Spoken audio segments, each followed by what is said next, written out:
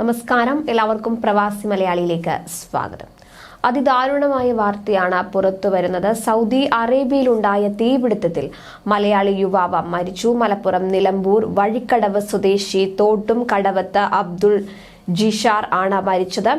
39 വയസ്സായിരുന്നു. റിയാദ് നഗരത്തിന്റെ തെക്കു പടിഞ്ഞാറൻ ഭാഗമായ ഷിഫയിൽ സോഫ ഗോഡൌണിന് തീപിടിക്കുകയായിരുന്നു. ചൊവ്വാഴ്ച രാവിലെയാണ് അപകടം സംഭവിച്ചത്.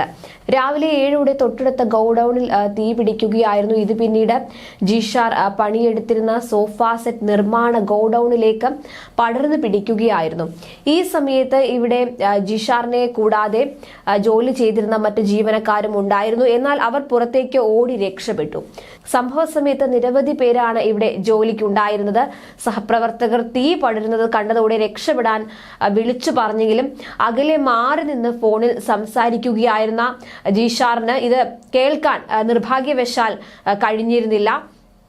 പിന്നാലെ നിമിഷ നേരത്തിനുള്ളിൽ തന്നെ അഗ്നി ഗോഡൌൺ മുഴുവൻ വിഴുങ്ങിക്കഴിഞ്ഞിരുന്നു. സിവിൽ ഡിഫൻസിന്റെ നേതൃത്വത്തിൽ അഗ്നിശമന സേനയും പോലീസും എത്തിയാണ് തീ നിയന്ത്രണ വിധേയമാക്കിയത്. ഉച്ചയോടെയാണ് ജിഷാറിന്റെ മൃതദേഹം പുറത്തെടുത്തത്. മൃതദേഹം ഷുമൈസി ആശുപത്രി മോർച്ചറിയിലാണ് സൂക്ഷിച്ചിരിക്കുന്നത്. ദീർഘകാലമായി ഇവിടെ ജോലി ചെയ്യുന്ന ജിഷാർ ഒരാഴ്ച മുൻപാണ് നാട്ടിൽ നിന്ന് അവധി കഴിഞ്ഞ് തിരികെ എത്തിയത്. സാമൂഹിക പ്രവർത്തകനായ ഇദ്ദേഹം OICC അംഗം കൂടിയാണ്. പിതാവ് അബ്ദുറഹ്മാൻ, മാതാവ് മറിയുമ്മയാണ്.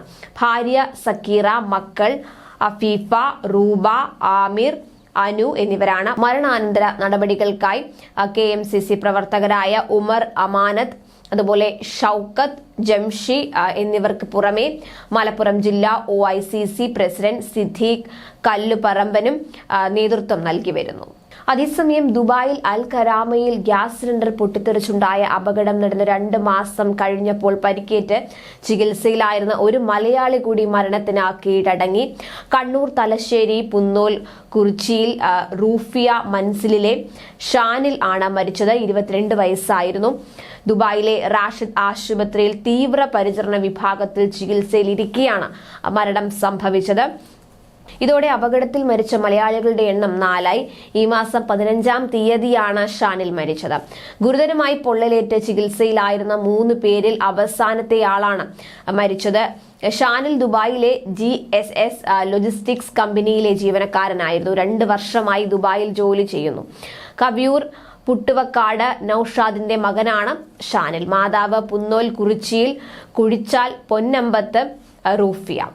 ബന്ധുക്കൾ ദുബായിൽ എത്തിയിരുന്നു. ദുബായിൽ ഖിസൈസിലെ ഖബർസ്ഥാനിൽ മൃതദേഹം മറവു ചെയ്തു.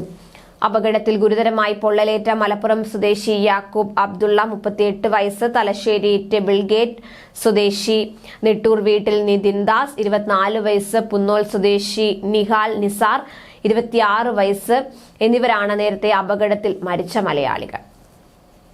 കൂടുതൽ പ്രവാസി വാർത്തകൾക്കായി ഈ ചാനൽ സബ്സ്ക്രൈബ് ചെയ്യുക.